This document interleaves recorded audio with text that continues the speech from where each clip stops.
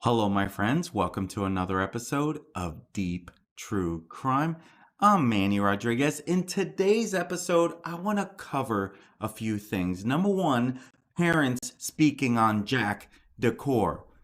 If you've been looking around the internet a lot when it comes to this story, a lot of people are now pointing to Jack D, the ex-boyfriend of Kaylee Goncalves, who her parents believe were going to get back together and get married.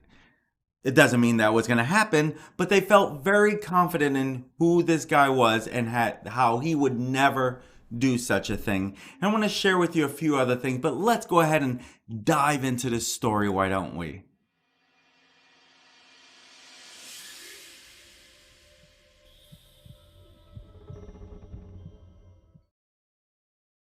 The parents have spoken out and they are trying to find a little peace of mind. And so here we have the parents of the Idaho murder victim, Kaylee Goncalves.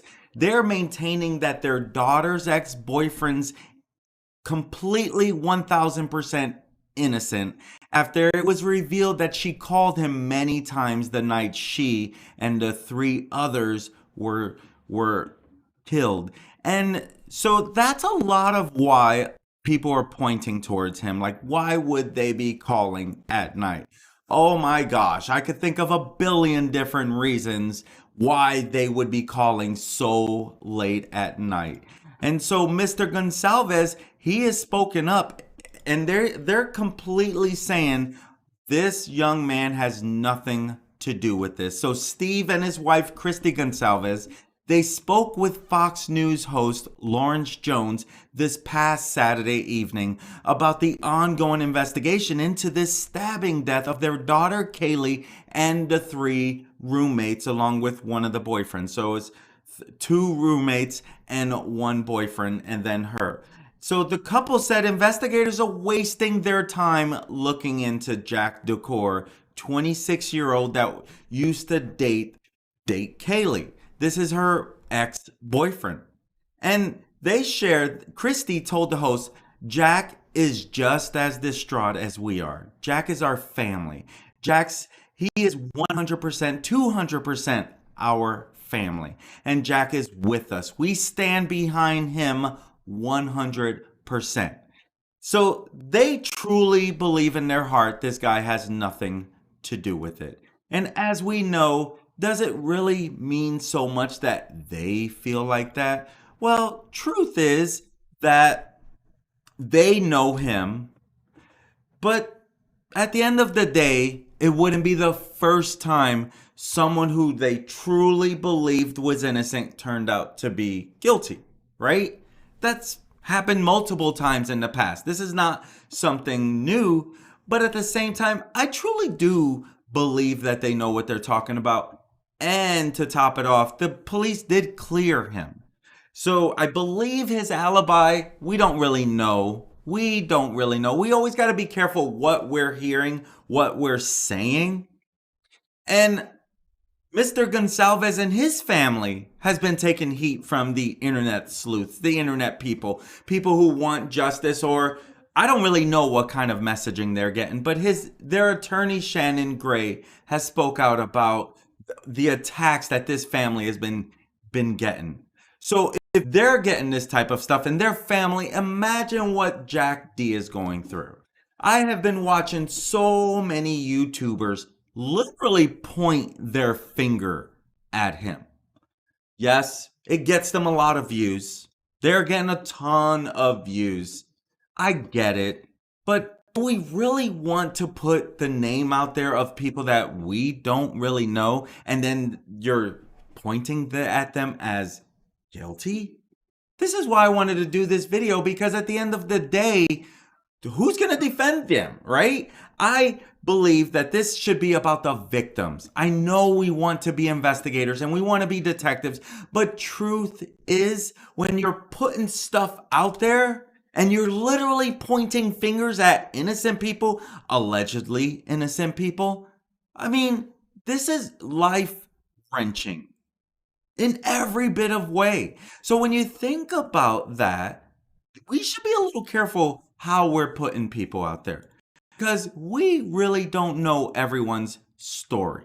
But we do know that these four young victims were truly, truly innocent in this. And just as Christy says, Jack is just as distraught as we are. They're probably keeping in touch, is my guess. And as we found out, Kaylee and Maddie Mogan, who they're best friends, right? We know that they're best friends. That is no secret. So allegedly, they called Jack at least 7 times shortly before their deaths in the very early hours of the morning that Sunday. And Zana Kanoto, forgive me. I said I would be doing better moving forward. I did find that I was pronouncing Zana wrong. Thank you for correcting me. Especially when it comes to the victims, I want to be as respectful as possible. My apologies to the family that I have been pronouncing her name wrong this whole time. Zana Kanoto, she was only 20 years old. She was also a resident of the house in this small town of Moscow. Her boyfriend was staying over that night as well. Both of them 20 years old, very young. But then we have how people are all pointing fingers at the ex-boyfriend of Kaylee. And I can see why to an extent. At first, it was another Jack everyone was pointing to. But Christy, the mom, she told the host on the show that she believes her daughter and Jack would have eventually been married. They would have eventually had children, she said, explaining that the pair had dated for years and were on track to reconcile after spending some time apart.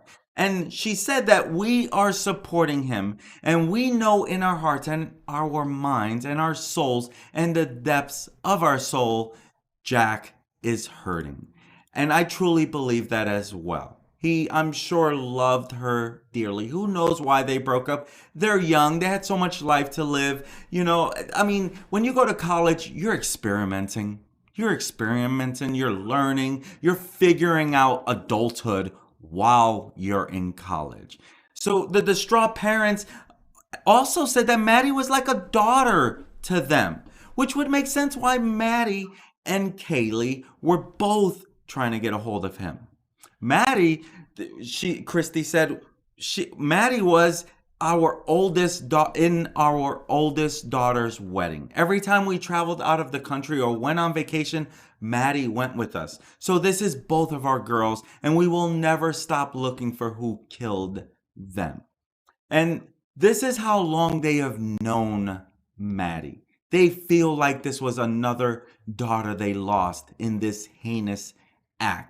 Recently, Idaho investigators, they were seen taking photos and measurements of some tire tracks outside of the home in the area where the kids were, I wouldn't say recently, but more a month ago. And so they were always trying to figure out who could be connected to this, to any crimes that were going on around that area. And truth is, I'm with them. I'm with the family. I do not believe that Jack has anything to do with this. This is truly something that this should have just never happened. And when you think about it, now you have all these people pointing to him. But these interviews that were done, I think I said last Saturday, but this was more like closer to when this occurred. So my apologies on there. But when you think about all the people that are pointing to him, because I see all these videos, literally. I see one channel, and I was going to put up their thumbnail, but this is not about calling the channel out. This is about, we have to be respectful of who we are pointing our fingers to, because this is one of the most heinous acts that a person could have ever experienced in their life. And so at the end of the day, we want justice just as everyone else, but let's try our best not to point fingers. I mean, at the end of the day, I would not be surprised if the person that is finally named, we've never heard the name once. Remember that. That is every bit a possibility when you stop and you think about that. Because these four young kids, taken from this world way too soon, if you really stop and think about that, this was a party house, which tells me a lot of people were in that home. Multiple people. People had access in and out like it was nothing. And truth is, that opens it up for a lot of people. To me, everyone's a suspect that could have possibly been associated with that home at any time. Now, granted, not everyone is guilty, but we don't really know at this time who is guilty, who is not guilty. But for everyone to be, and I say everyone, I should be a little more careful there. Not everyone, because obviously I'm not pointing to Jack D. I just think if you're going to be a YouTube creator and you're going to be a popular YouTube creator, shouldn't you be a little careful whose names you're going to blame, who you're going to point fingers at? There's this one channel who literally tied a white car to Jack. It's not the same car. It's even a different year from what it really looks like, but it helped get a lot of views. I get that. I truly get that. But we have to be careful. Let me tell you, some of these internet sleuths, they're way better than me at digging stuff up. They're way better than me at really digging stuff up and pulling stuff out of the hat. How the murder sheet was able to get this transcript or interview from Keegan Kline. Wow, right? Some of them are so great at finding. I'm still new at digging, right? I'll get better. I get that. But the fact that you can dig carefully, right? Dig carefully. And when you are putting theories out, people like theories. I think theories are great to an extent if you can bottle it up and be a little careful with it. I'm learning how to storytell. I'm learning how to dig up information. I'm learning how to be as accurate as possible. I'm trying to be like media that investigates, right? Inside Edition, investigate and bring the story to you. I'm not as great as them. I didn't go to journalism. I didn't get a journalism degree. But you want to be careful when you're creating content. You want to be as accurate as you can, right? You also want views. You want eyeballs on your content. What's the use of creating content if you're not getting eyeballs? But then you have some creators who lie straight up, create false narratives, false content to make it look real in order to get views. We gotta be careful who we are pointing to, my friends. I cannot stress it enough. So the parents say they stand behind Jack 1,000%. Now, they shared this back in November, about a month ago. But when you really stop and think about it, unless that's changed, which they have not said different, they still support Jack. But don't tell the internet sleuth that, right? And truth is, just like me, just like you, we just want justice. But let's be careful how we get this justice and the content we create. Because here's the truth. One thing I've even noticed about my channel, and I've learned this by also now understanding other true crime channels, is yes, a story can help your channel. Which makes you probably want to just create more content around that story. But let's be careful who you're pointing that finger at. That is really all I want to get at. But Zana Canoodle, her family is now asking, they're seeking any help. And they're literally asking, we need your help. And so they are mailing out flyers pleading for any tips in this quadruple incident. I don't know what the best way is to try to keep this as 18 and over as family friendly as I can be without getting into those really digging deep words. And so they are asking, we need your help. Who can share this flyer? And they're trying to get this out to as many people as possible. And to the Zana Knoedel family, I hope I'm pronouncing the last name right. I apologize for mispronouncing her name for so long. My apologies, and thank you for those who have been following, who spoke up and shared, because especially when it comes to the victims, I want to do right by the victims, because this is not about me. This is about the victims. And my apologies. But the family of Zana Knoedel, they are doing their best as we get close to 6 weeks since this heinous act. They've mailed out 5,000 flyers to homes in and around the city of Moscow, pleading for people to come forward with any information or video they have that could provide any clues. And this is the second time that Knoedel's family, has made these flyers. The first batch, this was released 1 week after the murders on November 20th. These posters were handed out door to door and posted around town, but mailing the new flyers is expected to reach more people where they live. And they are trying to get any tips that anyone can think of, any video coverage. Please check things, because there are people that don't wake up to the news, right? There are people who are like, this news is negative. I don't want to watch this news. Honestly, I don't necessarily watch news. For my true crime, I look for stories that a lot of people are talking about.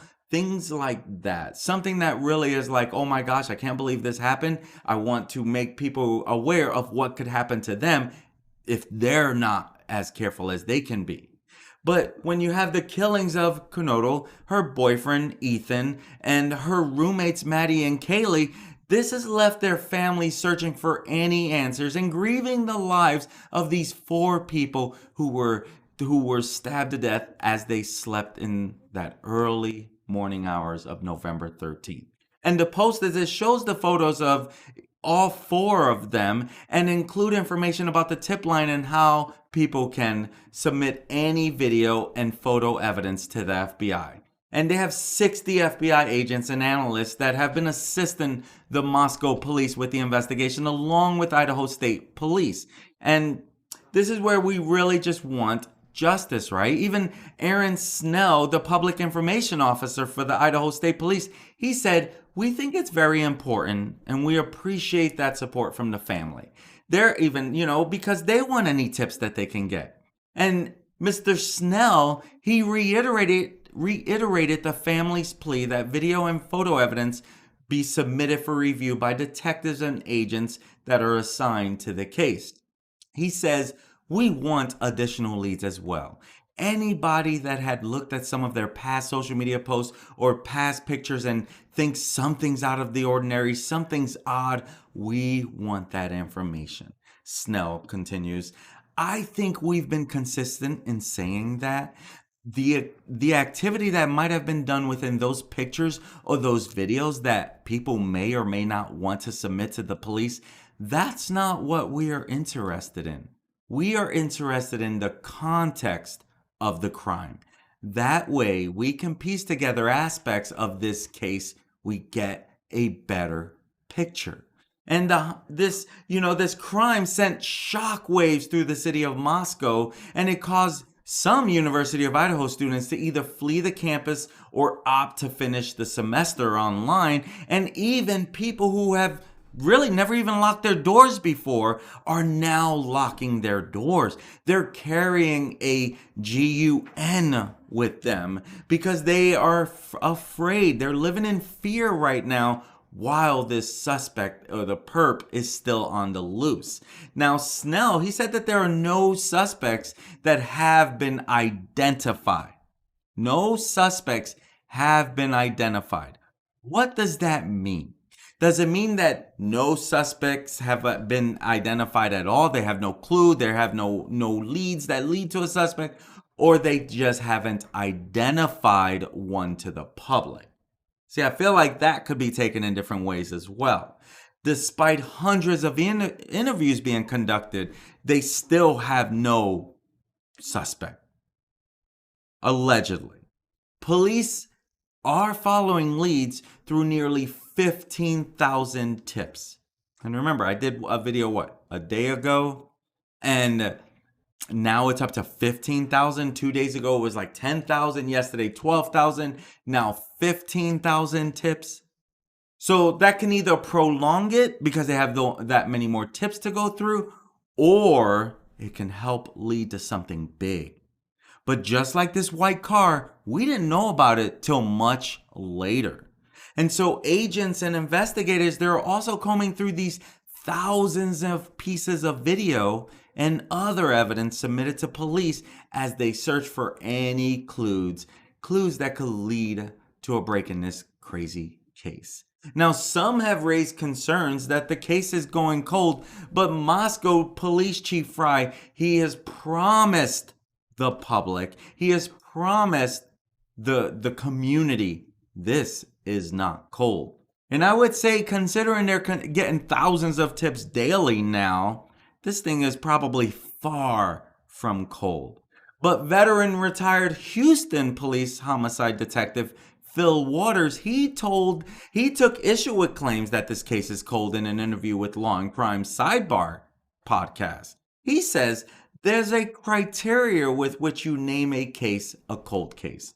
I think people are just using that terminology. A lot of the media uses that terminology because it sounds, sophisticated.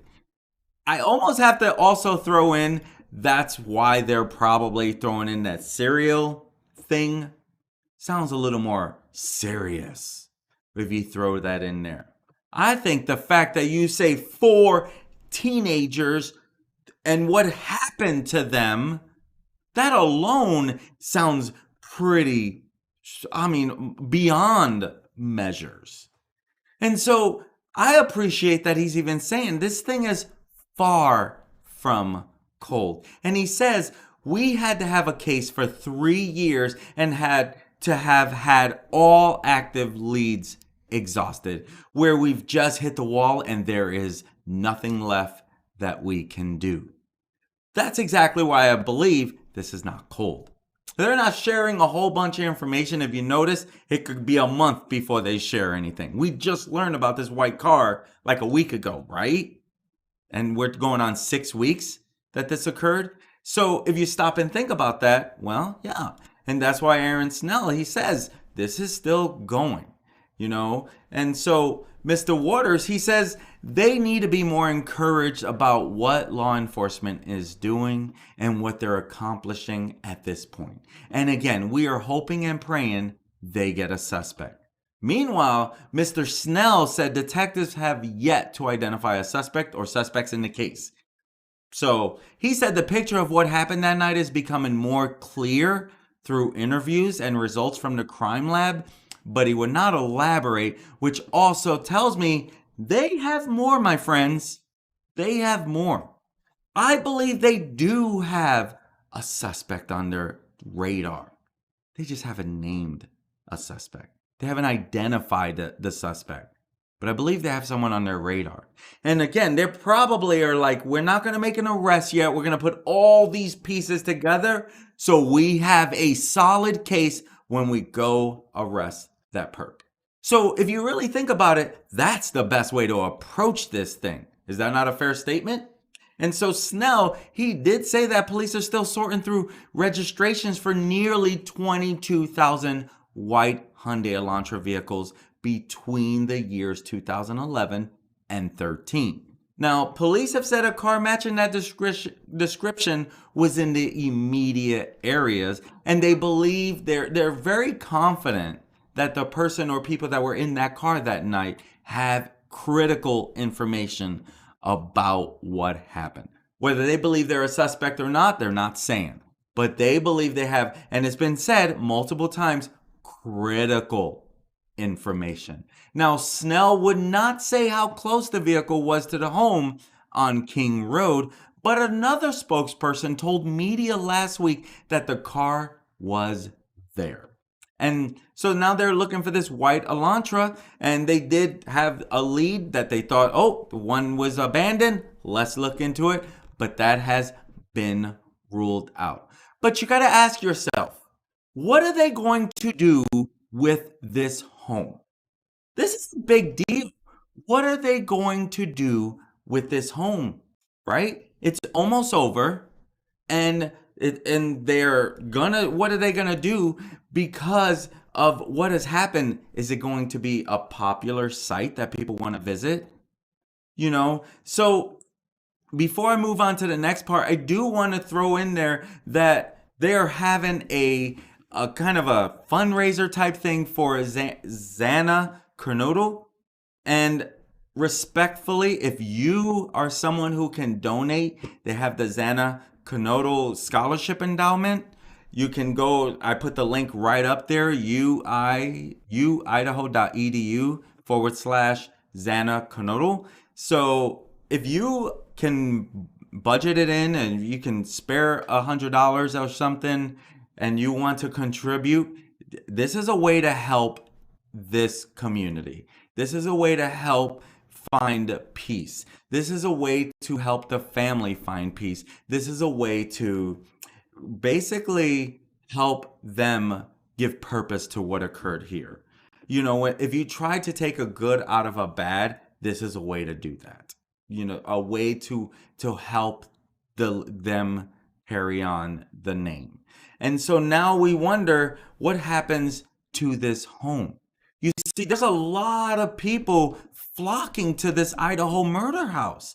That's basically what it's called now. And what happens to the home now? Because truth is, they're almost done with at least investigating the house. What happens to it now?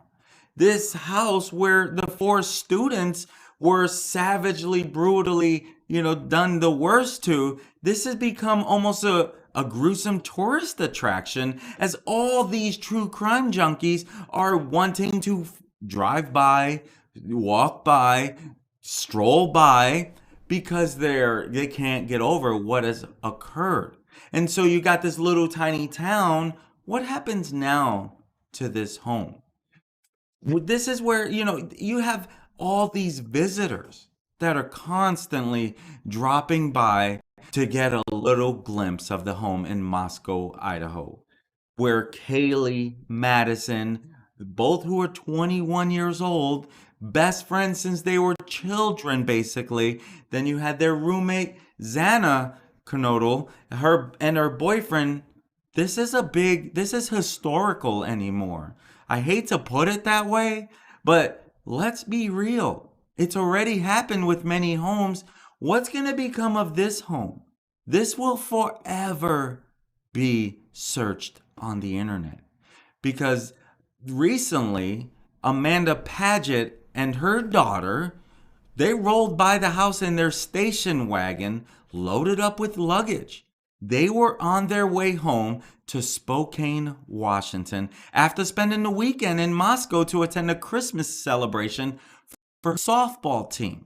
So they're in Moscow and they decide, let's go to 1122 King Road.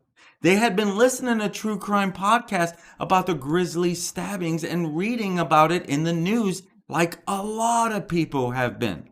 And they say, we're just curious, she said from behind the wheel of her car. It's shocking, she said of the crime. It's just more real to see it yourself. But no one knows what will become of this off-campus house in this so far unsolved case. Will it be demolished and rebuilt, turned into a memorial to the co-eds, or cleaned up and re-rented next September at a higher rate?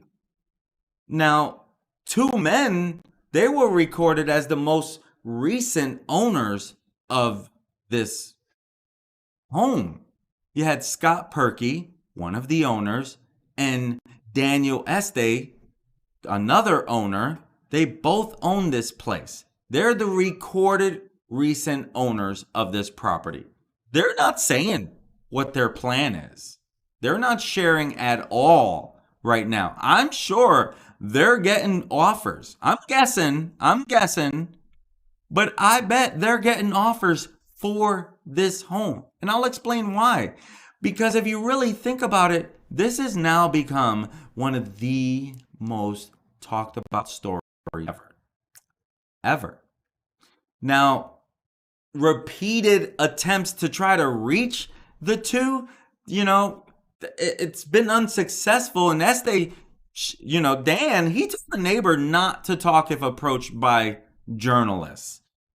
They don't want a lot of publicity about this thing. They probably want to stay quiet because everyone's going to be trying to buy this from them. What are their plans? Can we get an interview? But a private security firm has been contracted by investigators to keep an eye on the house at 1122 King Road, and police still have the tape that surrounds the perimeter of the property. You're not supposed to go over that tape. And at night, you can still see the party lights that still glow outside the third floor room where two of the students lost their lives to the vicious killer. But we don't know what will become now of this home, because the house this is the only remaining physical proof that they actually resided at one time here. And this is the only physical manifestation of this quadruple brutal slaying. And this has begun to draw so many true crime buffs with this morbid fascination and a belief that they can solve the crime, as I led this story off with, right? That's what I'm saying is that so many people are trying to give the theories and their answers and what they believe is literally going on. And back to the people that were just strolling by in their station wagon, Paget's daughter, who she preferred not to be named, she wanted to see the house. And Paget said, "My daughter wanted to see it because she's in high school and she'll be in college next year." And she also said, "I wonder if it's a Ted Bundy type or a student that did this." That was her theory. Paget touched on the challenges that the owners have in renting out the property in the future. And she said, "I wouldn't want my daughter anywhere near this place." That's her feeling about this home, right? That's her thought process on this. Now, police, they have finished their forensic investigation of the murder scene, taking any blood that was found, hair, fingerprint samples, snapping photographs, bagging other items that could hold a piece of DNA leading to the killer. The belongings of the 4 students, they have been boxed up and removed from the house, as was seen not too long ago when people were literally getting there with their boxes and they were going through and packing up their personal belongings for the family, and they was seen loading it up. And you had a bunch of people on there unloading their personal belongings. And now, of course, everyone's putting pressure on the law enforcement to solve this crime. And truth is, they have 60 FBI agents on this thing now, like 28 Idaho state personnel, and a lot of people feel like this has been slow and being solved. But you have to ask yourself, like, what will become of this home, right? Because look at the Salt Lake City home of serial killer Ted Bundy from 1974 to 1975, which this has become a tourist attraction. And you even have a website that is literally dedicated to different locations that you can go and visit on homes. Ruby Ridge, that was a home of someone, Jennifer Kessie's condo. Tara Grinstead's house, which was in the news recently. That's a newly added location. They have a lot of different locations. Look at all of that. This is literally dedicated to locations just like the Moscow house. So if you think about it, this is definitely a possibility for this, right? There's article, podcasts, and pictures, those so very some so very valuable, right? On this. And according to Jules Kruger, who runs this website, she said, if understanding this life and this world is the goal, then location is the conduit. So if you're trying to understand what happened in these crime scenes, if you're trying to understand some of what happened with some of these killers and want to dive deeper into it, right? That's what her purpose is around there. And she even says articles, podcasts, pictures, those so very valuable can't possibly foster the same connection as location. That's her. That's why she built this website. She said that tracking to these locations in real life honors the dead.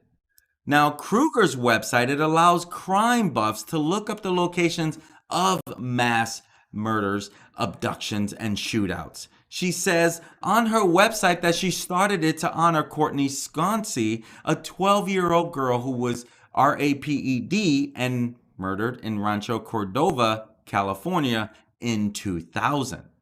And Kruger, who was 11 years old when this occurred, she said that the people dedicated the street corner where Sconsey was last seen as Courtney's corner. And she said, I think about that corner a lot. Although I no longer live in Rancho Cordova, whenever I'm in town, I make an effort to drive by Courtney's corner. Usually, there's still a candle or a ribbon left by someone who still remembers what happened. But the piles of teddy bears have long since vanished.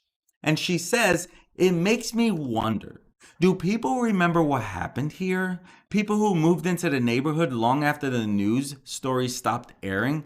Do they know about Courtney? She writes that on her website. They should. Courtney deserves to be remembered and people should know about her corner. And there are other locations in Idaho alone. Literally, you could find it on this Morbid tourism, but there are other locations as well in Idaho alone that can be found on Morbid tourism website, including Ruby Ridge, where doomsday prepper Randy Weaver and his family had a fatal standoff with federal law enforcement. If you remember that, right? The Coeur d'Alene house from the Wolf Lodge murders also features where 3 members of a family were killed by a serial sex offender, Joseph Duncan III, who also kidnapped an 8-year-old girl and 9-year-old boy from the home. The boy was also eventually killed. And the Wolf Lodge property, it was purchased by the state of Idaho for wetlands preservation, and the house was demolished. And so that's what became of that one. In Villisca, Iowa, 2.5 hours north of Kansas City, a 2-story home has become a mecca for crime buffs and fans of paranormal activity. That's where J.B. Moore, his wife and 6 children were murdered with an axe in their beds on June 10th, 1912. The crime is still unsolved 110 years later. The owners of the house, they have turned it into a tourist attraction, and it's now listed on the Iowa Register of Historic Places. For $428 a night, 6 people can sleep in the house in their sleeping bags. And, one person, the owner of the house, Martha Lynn, she says, I don't know why people come. If it were just odd people with tattoos and piercings, that would be one thing, but it's not. It's doctors, lawyers, teachers, students. I have a bunch of nurses who have come. There's a social studies course in Nebraska that studies the crime and then comes to stay. In Fall River, Massachusetts, the house where Lizzie Borden killed her parents with an axe in 1892 is now a bed and breakfast. So, what will become of the Idaho 4 home? Paget, who again was driving by the home, who had just driven by to see the home where the crime occurred, said that she hoped the Moscow home would be turned into a memorial, not a tourist destination. She said, "Ooh, that seems kind of vulgar." That was her thoughts. Let me know in the comments what you think about that. Do you think that home will be turned into something? Right? Do you think that would possibly be turned into something more historic? What would you even want to do? If that was you, what would you even want to do about that? And so, thank you for everyone that is joining me live on here. And I appreciate all the comments. I really appreciate you guys joining me tonight. Definitely seeing a bunch of comments on there. I think they have a good idea who the perp is, just waiting for the last few pieces of the puzzle. Exactly my thought as well. I'm sure they're not going to tell us everything all at the same time. Exactly. But we need to know they're making way. Yeah. I just wish they let us know a little bit more. From what I understand, the parents actually have, I believe each parent or family member, families, has their own liaison. I believe I was reading that the families have their own liaison, someone who is supposed to be keeping connection with them. If they have questions, reach out to the liaison. Zana, mom, she said that she appreciated the help she was getting from her liaison. So, and thank you for correcting me on Zana's name. I will do my best. I don't know. I'm learning. I'm learning, my friends, right? And so I appreciate everyone who's sharing that. I am so with you. I hate everyone who can commit these type of things. Mental health, that might be a little different. If you're really out of it and you don't know what you're doing, there might be something said about that. I don't think you should get away with it. This college student ate someone's face, killed a husband or something, ate his face up or something like that. He was on some drugs or he was on something, and they not guilty by way of insanity. So, I mean, think about that. If that stuff happens, that's one thing, right? If the owner still owns on it, just like Chris Watts' house, yep, that's a good point. But that wasn't a rental home. That was someone that actually owned a home. Something to be said there. I'm sure some crazy student would live there, but it definitely wouldn't be me. I'm with you there, my friend. That would be hard to sleep at night. I can't stand that either. Grown adults saying unalive. Coco, I missed that one. But let's see. I'm just trying to go through some of the comments. I tried to save the comments for the end so I can just focus on the story. I will go back and edit this up and then share it that way. I know some people just want the story and they don't want all the chit chat stuff. So just trying to help everyone get their piece of the puzzle. And Kim shares, I figured he's in the room. You need the phone calls, not them. Making an alibi. Good point. I'm with you there. I know that he has bit back on some comments. I think he spoke up. I don't know. Sometimes you got to watch what you're sharing. Let's see. I agree, Robert Sanders. Yeah, I'm gonna get off here, my friends, because I know that I just want this is not about me, and I appreciate all the comments. I'm trying to figure out ways to keep everyone happy who check out my channel. I'm trying to get better at less stuttering, become better at speaking or better at doing this live. I love to do this stuff live. I feel like I can help with, let's interact more about this because I love playing detective. I want to play detective with you. You're playing detective with me. I want to play detective with you. Detectives are giving all their theories behind the scenes. They just can't share it with us. We're trying to play detectives as well. I'm just not a fan of blaming someone without at least law enforcement. I mean, it's hard. I would say if you're that sure, then that person will be arrested soon if it's really that person. But they're blaming people who have been cleared. So that is a little harder than just blaming people. Thank you, Coconuts. I appreciate that. I'm doing my best, my friends. My friends, my whole goal is to be a voice for the victims and to keep you aware of what could go wrong in this crazy world we live in. Because it is a crazy world we live in. And the more you know, the more you can be aware and be a little more safer and careful with the directions you want to go and being a little alert at, oh my gosh, this could possibly happen. Let's be careful with that, right? If you're in New York City, you probably want to know all the stuff that's going on in the subway. I just heard of an 18-year-old, someone that's a student who is a cousin, who is a brother of a player I coach.